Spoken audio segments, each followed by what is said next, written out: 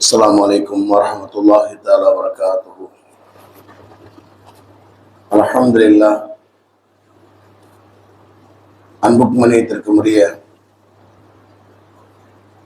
அல்லாஹுவின் நல்லடியார்களே, அருமை சகோதரர்களே, அல்லாஹுடைய அளப்பெரும் கருணையினால் நாள்தோறும் சில நல்ல விஷயங்களை அறிந்து வருகின்றோம். அந்த அடிப்படையில ஹஜ்ரத் ரசூலுல்லாஹி ஸல்லல்லாஹு அலைஹி வஸல்லம் உம்மத்தினருக்கு உலகத்திலே எந்த சமுதாயத்துக்கும் அல்லாஹ் கொடுக்காத பல்வேறு பாக்கியங்களை, சிறப்புகளை, பேருபகாரங்களை வழங்கியிருக்கின்றார். அவற்றிலே கடந்த 2 ஜும்மாக்களிலே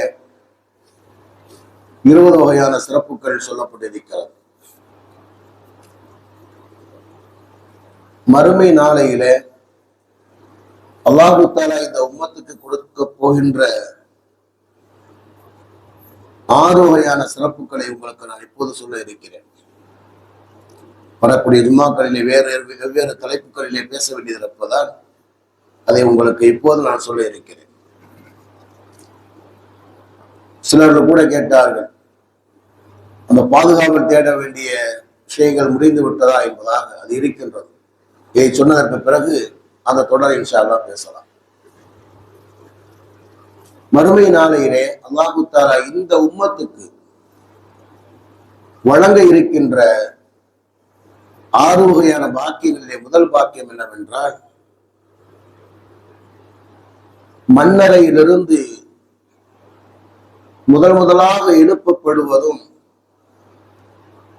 முதலிலே சிராத்துல் முஸ்தகீம் பாலத்தை கடப்பதும், முதலிலே சொர்க்கம் செல்வதும் இந்த உம்மத்து தான்.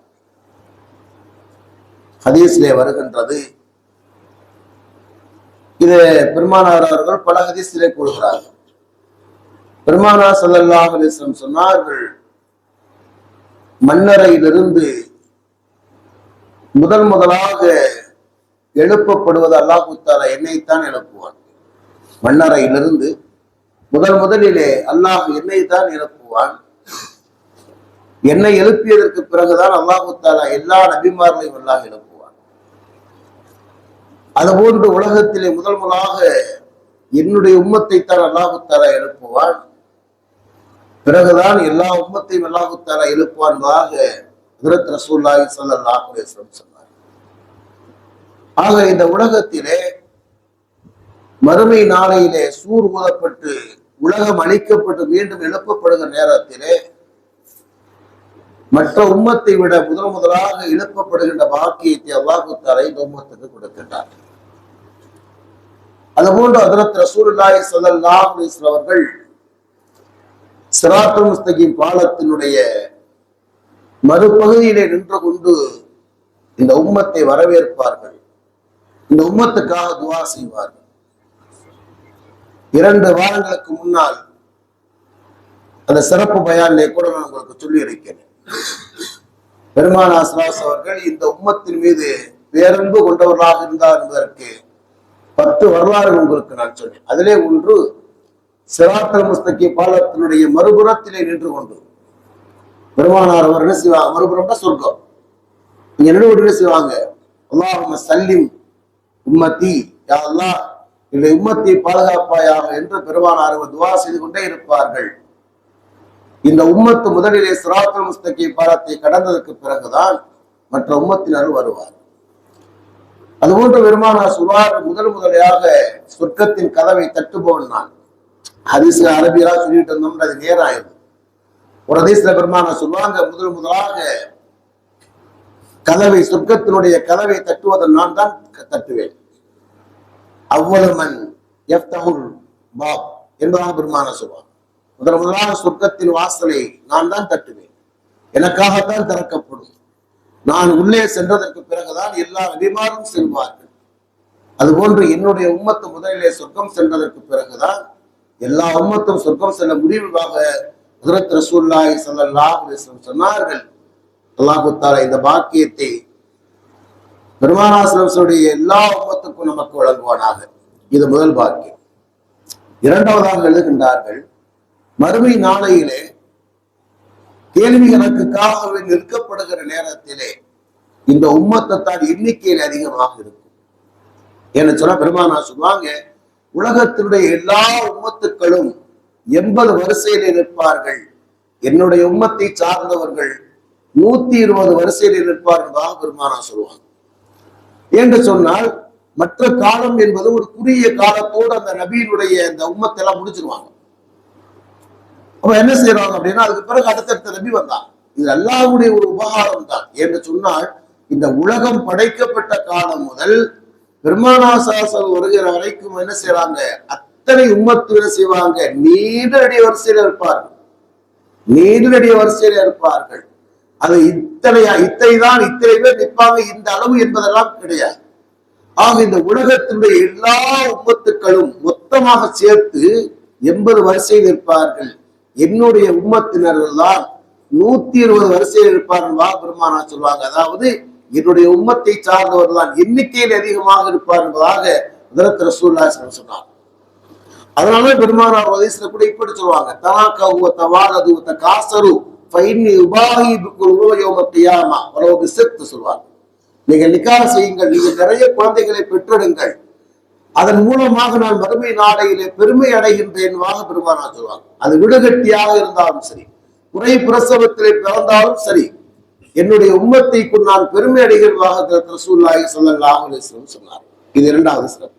மூன்றாவதாக எழுதுகிறார்கள், இந்த உம்மத்தை சார்ந்தவர்கள் அல்லாஹ் கொடுக்கின்ற பாக்கியம் என்னவென்றால், இது ஹுலூனுல் ஜன்னா பிலா ஹிசாபி, அதாவது கேள்வி கணக்கு இல்லாமல் 70,000 மக்கள் செய்வாங்க, சொர்க்கம் செல்வார்கள். உலகத்துல எந்த உம்மத்துக்கும் அல்லாஹ் தஆலா கொடுக்காத ஒரு பெரிய தனிச்சிறப்பு என்னவென்றால், என்னுடைய உம்மத்தை சார்ந்தவர்கள் என்ன செய்வாங்க, 70,000 நபர்கள் கேள்வி கணக்கு இல்லாமல் சொர்க்கம் செல்வார்கள் என்பதாக பெருமானார் சொல்லிவிட்டு சொல்லுவாங்க. அவர்கள் எப்படிப்பட்டவர் என்று சொன்னால்,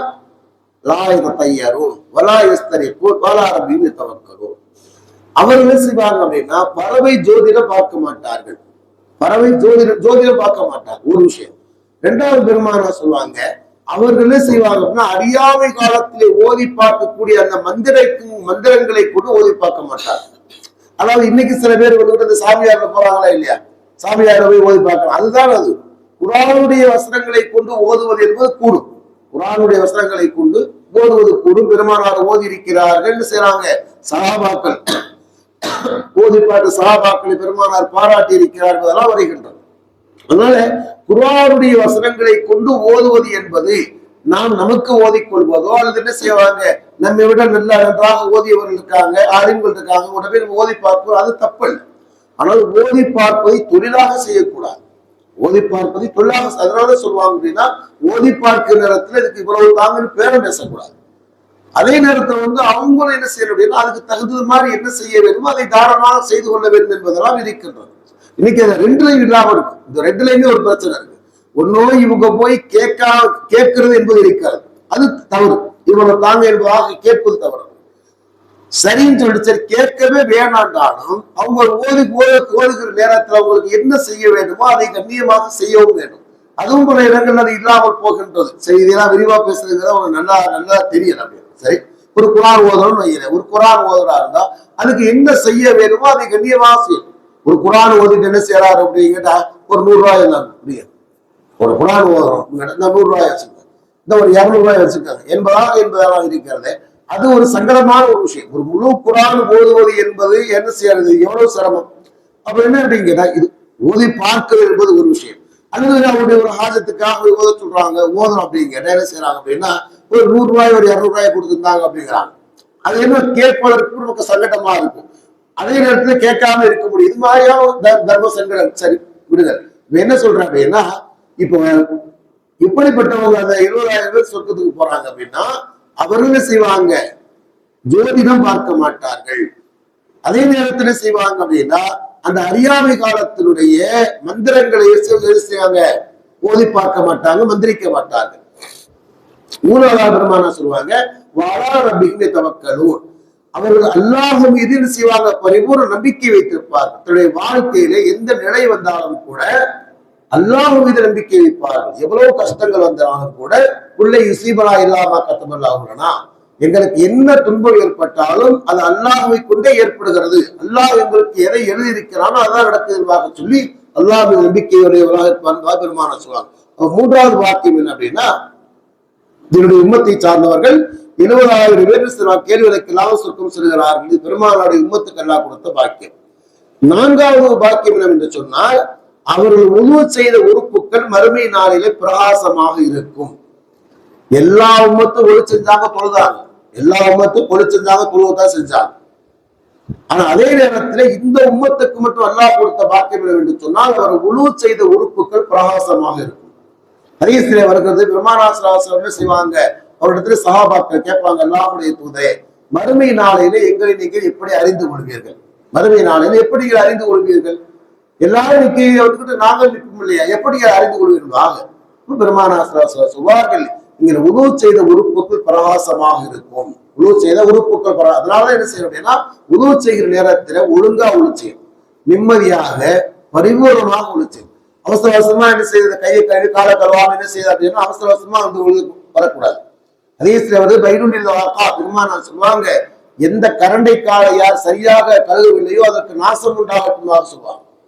பெருமானார் ஒருவர் தொலை வைக்கிற நேரத்தில் உங்களுக்கு தொழுகையிலே தடுமாற்றம் ஏற்பட்டது சொல்றாங்க, உங்களை யாரோ ஒருவர் சரியாக உழு செய்யலாக பெருமானார் சொல்லுவாங்க. அப்ப பின்னாடி உள்ளவங்க ஒழு சரியா செய்யல அப்படின்னா இமாமுக்கு தடுமாற்றம் ஏற்படும். அதுக்காக இமாமுக்கு தடுமாற்றம் ஏற்படும் காலம் எல்லா நேரத்திலையுமே என்ன செய்யறது, உங்க ஒழு செய்யறங்கிற அர்த்தமும் இல்லை. சரியா? இமாம்கள் என்ன செய்யணும் அப்படின்னா அது நல்லா தெளிவா ஓதி பார்த்துக்கிட்டு தெளிவா ஓத வேண்டும் என்பதும் இருக்கின்றது. போன திருத்தி எங்க ஊர்ல பயன் பண்ணார், தொழுகையில தடுமாறும் உங்களை யாரோ ஒழு செய்யறப்பா அதான் எனக்கு தடுமாறுச்சு சண்டைக்கு வந்துட்டாங்க அப்படின்னு.